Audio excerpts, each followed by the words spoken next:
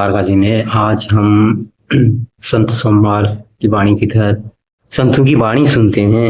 आजकल हम संत कबीरदास की दोहों का मनन कर रहे हैं।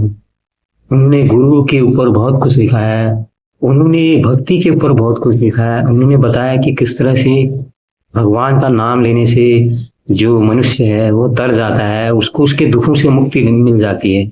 उस पर भी उन्हें बड़े अच्छे अच्छे दोहे लिखे हैं। हम थोड़ा अब उन दोहों पर हम बात करेंगे जहाँ पर हमने प्रभु भक्ति की, हरि नाम की, राम भक्ति की जो बात की है।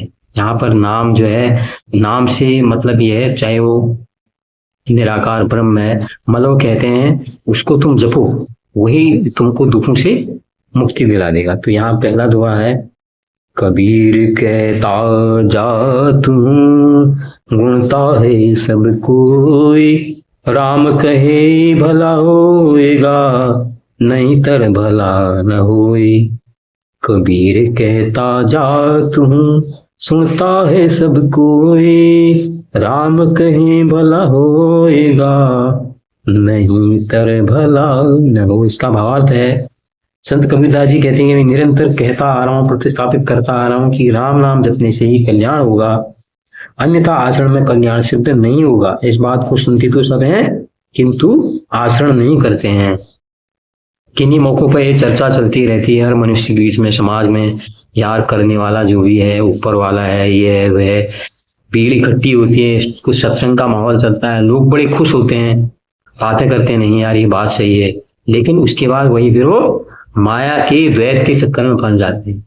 फिर वही अपने बटोरना, कमाना, खाना, सोना, उसी में लग जाते हैं। तो यहाँ पर संत कबीरदास जी कहते हैं कुछ भी हो, राम सुमिरन अगर रखोगे दिमाग में, हरि सुमिरन रखोगे, भगवान का सुमिरन करोगे, तो तुमसे फिर गलतियां नहीं होगी। तुम माया के जो छद्म प्रपंच है उसमें तुम फिर फंसोगे नहीं। आइए दूसरा पढ़ते हैं। कबीर कहे मैं कथी गया ब्रह्म महेश, राम नाम तत्सार है सबका उपदेश। कबीर कहे मैं कथी गया ब्रह्म महेश, राम नाम तत्सार है सबका उपदेश। इसका भावार्थ है दोहे का कि मैं ये कह चुका हूं कि राम नाम ही समस्त तत्वों का सार है, यही सबका उपदेश है। इसी तथ्य का कथन ब्रह्मा एवं शिव ने किया है। वो कह रहे हैं कि यहाँ पर जो राम नाम है यही समस्त तत्वों का सार है, उसको ही वो निराकार ब्रह्म की उपाधि देते हैं। चार रामों की वो बात करते हैं ना, लेकिन हम लोग तो जो है मूर्ति हैं, जो रामलीला वाले राम है, उसी में फंस के हम लोग रह जाते हैं। वहां पर भी हमारे जो भाव हैं, अपने स्वार्थ से हम राम को देखते हैं। वो जिस राम की बात कर रहे हैं वो राम तो अलौकिक सुख देने वाले हैं। आपको जो सांसारिक दुख है, जो मनुष्य के जीवन में सुख दुख, बंधन को लेके, माया को लेके जितने भी जो उपजते हैं, भोगने की वजह से जो उपजते हैं, इंद्रियों सुख पाने की वजह से जो कष्ट आते हैं, जो बेचैनी आती है, उस सबसे मुक्ति का और माध्यम क्या कहते हैं? वो तो क्या है? वो निराकार ब्रह्म राम है। उनको अगर तुम जपोगे तो तुमको बहुत सुख मिलेगा। इसी की संस्तुति सारे लोग कहते हैं, ये उन्होंने यहाँ पर कहा है। और आज का जो है एक दुआ और सुनते हैं।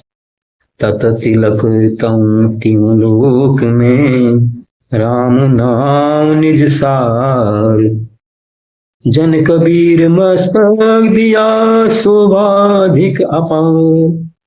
तत तिलक तीन लोक में, राम नाम निज सार, जन कबीर मस्तक दिया शोभा अधिक अपार। यहाँ पर जो भावार्थ है उसको पहले समझते हैं। सार तत्व राम नाम तीनों लोकों में सर्वश्रेष्ठ है, उसी को संत कबीर ने अपने मस्तक पर धारण किया है, अर्थात उसे शिरसा स्वीकार किया है। भाव यह है कि कबीर चंदन आदि का तिलक धारण नहीं करना चाहते, अपितु राम नाम ही उनके लिए तिलक है, सर्वोपरि तत्व है। मलो कहते हैं जो हम बाह्य आडंबर करते हैं ना, पूजा पाठ करने में, शंख घंटे घड़ियाल बजाते हैं, या जिसकी भी अपनी अपनी विधि से जो लोग करते हैं ना, जो करते हैं, जितने एक जो बनाए गए हैं, परंपराएं बनाई गई हैं, पूजा इबादत की जो भी बनाई गई हैं, वो कहते हैं वो तो खाली एक दिखावा मात्र है, वो तो कुछ नहीं है, वो तो तुम ये जो दिखाना चाह रहे हो कि तुम कितने बड़े भक्त हो, कितने बड़े धार्मिक हो। वो कहते हैं नहीं, सबसे बड़ा तो यहाँ पर क्या है, मैं अगर तिलक चंदन भी कर रहा हूँ तो राम के नाम का ही करूँ, मैंने तो यहाँ पर धारण कर लिया, उसको सिर में अपने धारण कर लिया है, वो तो अब हमेशा चल रहा है। वो कहते हैं जब मेरी मेधा में, मेरे ज्ञान चक्षु में जब वो नाम रहेगा हमेशा, तो फिर तो कोई परेशानियां, कोई गलतियां तो फिर होने का सवाल ही नहीं है। वो यही कह रहे हैं, तो गलतियां तो फिर बिल्कुल भी नहीं होंगी। यही राम नाम की महत्ता वो कह रहे हैं, मैंने बाह्य आडंबरों से मेरा कोई लेना देना है, पंडितों ने, मौलवी ने क्या कहा है, क्या नहीं, क्या है, वो क्या कहते हैं, मुझे उससे कोई सरोकार नहीं। मुझे पता लग गया ये राम नाम है, इसी को अंगीकार करो, इसी को स्वीकार करो, इसको सब कुछ बना लो जीवन में। अगर इसको तुमने सब कुछ बना लिया तो फिर तुमको बिल्कुल भी बेचैनी होगी, तुमको समझ लो फिर मजा आ गया एकदम। आज का अंतिम दुआ पढ़ते हैं। भक्ति भजन हरि नाव है, दूजा दुख अपार। भगति भजन हरि नाव है, दूजा दुख अपार। मनसा वाचा कर्मणा कबीर सुमिरन सार। भक्ति भजन हरि नाव है, दूजा दुख अपार। मनसा वाचा कर्मणा कबीर सुमिरन सार। इस दोहे का भावार्थ है, प्रभु भक्ति और भजन जो कुछ भी है वह उनका नाम स्मरण ही है। इसके लिए जो अन्य साधन बताए गए वे भ्रमित दुखों से परिपूर्ण हैं। कबीर कहते हैं मन वाणी और कर्म से सर्वात्मा प्रभु नाम स्मरण ही सर्वश्रेष्ठ है। कितनी बड़ी बात कही है। हम लोग तीर्थ जाते हैं, हम लोग जगह जगह जाते हैं अपने अंदर की बेचैनी को दूर करने के लिए, अपनी कामनाओं की पूर्ति के लिए हम जाते हैं, मुझे ये दे देना, मुझे वो दे देना। वो कहते हैं हमारी बेचैनी का कारण ही है। उसके लिए कोई हमको कह देता है तू फला पेड़ के नीचे जल चढ़ाएगा ये हो जाएगा, या तू सूरज को रोज जल चढ़ाएगा तो ये होगा। वो कहते हैं कुछ भी उपाय कर लो। जितने लोग हैं वो लोग ठगी का काम कर रहे हैं, वो आपको भ्रमित कर रहे हैं, क्योंकि आप भी दुखी हैं, आप सांसारिक दुखों से दुखी हैं।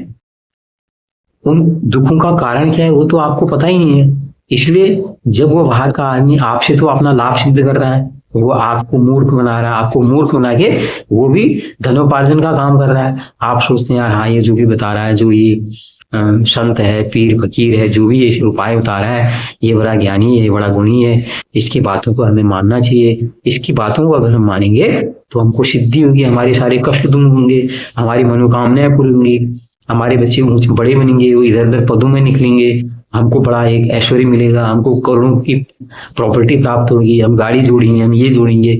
हमारी यही तो कामनाएं होती है ना, और ये कामनाएं पूरी नहीं होती है, काम के लग सकते हैं। तो ये क्या कह रहे हैं कि अगर मन वाणी और कर्म से आप सिर्फ राम नहीं भजे हैं, राम ही जप रहे हैं, उसका कोई मतलब नहीं आप भजन कर रहे हैं, क्या कर रहे हैं, क्या टोटम टाटम कर रहे हैं, वो तो सब द्वैत के प्रतीक है। लेकिन जब आप मन वाणी और कर्म में आपके राम बसे हैं तो आपको तो फिर बिल्कुल भी कष्ट नहीं होना है।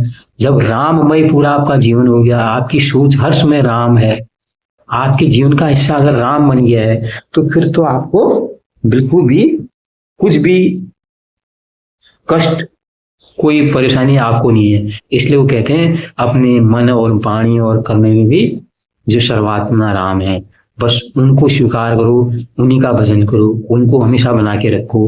हाँ कि दुनियादारी के जो लोग हैं और उनके टोटम टापम, कोई कहेगा ये कर ले, कोई कहेगा वो कर ले, ये बाह्य जगत के उपाय हैं, आप वहां से निकलोगे नहीं।